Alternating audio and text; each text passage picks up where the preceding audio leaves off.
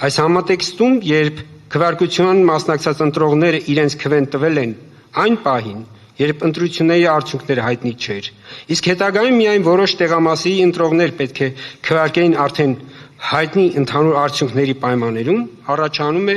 ազատ եւ հավասար ընտրական իրավունքի իրացման խնդիր։ Քվեարկությանը մասնակցած ընտրողները գործել են անորոշության պայմաններում, նրանք չգիտեին ընտրությունների վերջնական արդյունքը եւ իրենց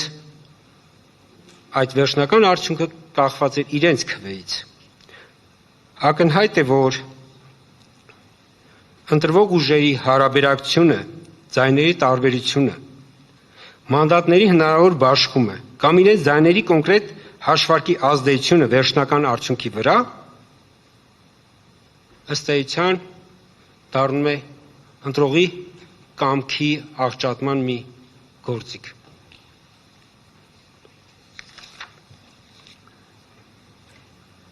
Նման պայմաններում վերաքվեարկությունը այլևս չի կարող լինել նույն ընտրությանը բնորոշ շարունակություն։ Այն բնական շարունակությունը, որպիսին պետք է լինի։ Այլ կվերածվի երկրորդային, հաշվարկված եւ թիրախավորված քաղաքական գործընթացի, հանգեցնելով, ինչպես ընդունված է ասել, տակտիկական քվեարկության։ Այս հանգամանքը նույնիսկ Վենետիկի հանձնաժողովն է դիտարկել որպես լուրջ ռիսկ։ Վենետիկի հանձնաժողովի 2025 թվականի հրատապ զեկույցում, որը վերաբերում էր ընտրությունների արդյունքների չեղարկման հարցերին, նշվում է, որ եթե խախտումները սահմանափակվել են որոշ ընտրական տեղամասերով, ապա սկզբունքորեն իրավական արձագանքը կարող է սահմանափակվել հենց այդ տեղամասերով։ Սակայն նույն մոտեցման շրջանակում Վենետիկի հանձնաժողովը հատուկ ընդգծում է մի բացառություն.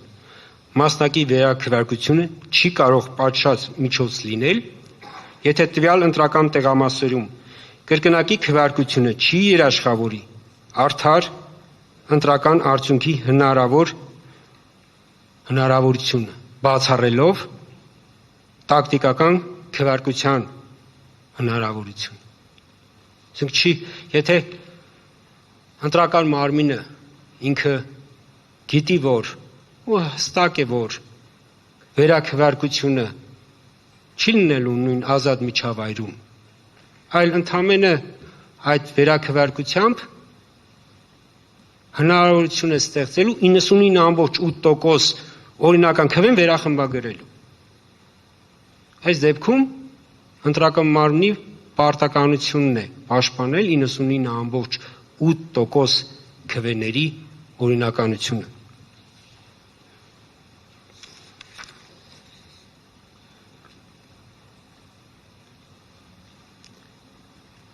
Սահմանադրական դատարանի 408 որոշմամբ 2003 թվականի որոշում է։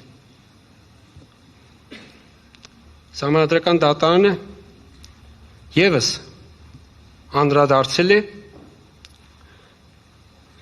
ընտրողի իրավունքների պաշտպանությանը, որոնք իրենց ընտրությունը օրինական ճանապարհով կատարել են։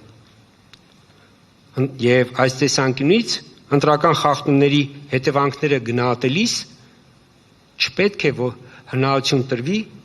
որպեսզի ոտնահարվի այն ընտրողների ընտրական իրավունքը, որոնք արդեն օրինական քվեարկել են։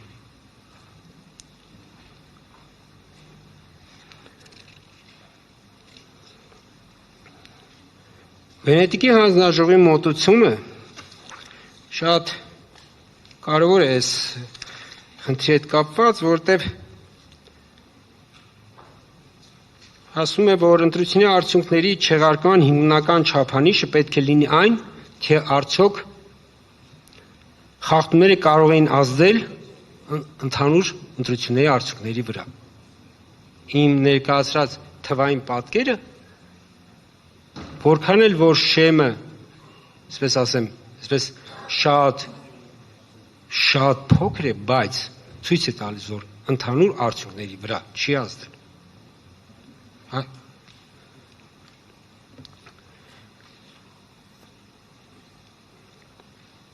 Ընտրական մարմինը պարտավոր է ընտրել այնպիսի միջոց, որը անհրաժեշտ է համաչափ է եւ նվազագույն միջամտությամբ պաշտպանում է ընտրողի իրական կամքը։ Եթե տեղամասի քվեարկության արդյունքները անվավեր ճանաչելը չի փոխում հաղթողին, մանդատների բաշխումը, ընտրական շեմի հաղթահարման հարցը կամ առաջացնում ընտրությունների այլ իրավական հետևանք, ապա այդ դեպքում վերաքվեարկությունը կարող է չծառայել վերջնական իրավական արդյունքի վերականգնմանը, այլ միայն ստեղծել նոր քաղաքական եւ իրավական ռիսկներ։ ՄԱԿ-ի Մարդու իրավունքների կոմիտեի թիվ 25 ընդհանուր մեկնաբանության համաձայն ընտրողները պետք է կարողանան իրենց կամքը ձևավորել եւ արտահայտել առանց անհարկի ազդեցության կամ հարկադրանքի, որը կարող է աղավաղվել կամ խոչընդոտել ընտրողի կամքի ազատ արտահայտումը։ Այս չափանիշը պահանջում է, որ ընտրական մարմինները գնահատեն ոչ միայն քվեարկության տեխնիկական ընթացքը, այլև ընտրողի կամքի ձևավորման ազատությունը հարցուտատան։ Ես ձեր հայացքներից հասկանում եմ, որ ժամանակը մի քիչ շատ եմ անցել, հարցուտատան։ Լավ։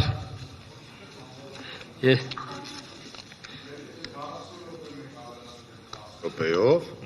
ինչը 40 րոպեի 25%-ն է, 1 ժամ 30 րոպեի 25%-ը 22 րոպե է մոտավորապես։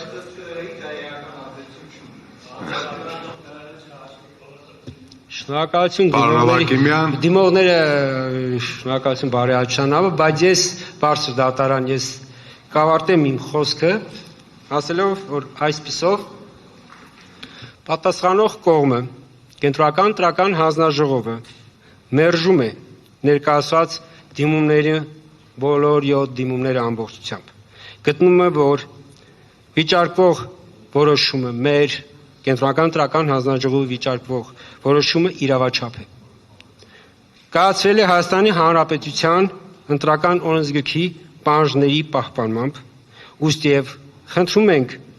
դիմումները մերժել, իսկ կենտրոնական ընտրական հանձնաժողովի 1406 2026 թվականի 259A որոշումը թողնել ուժի մեջ։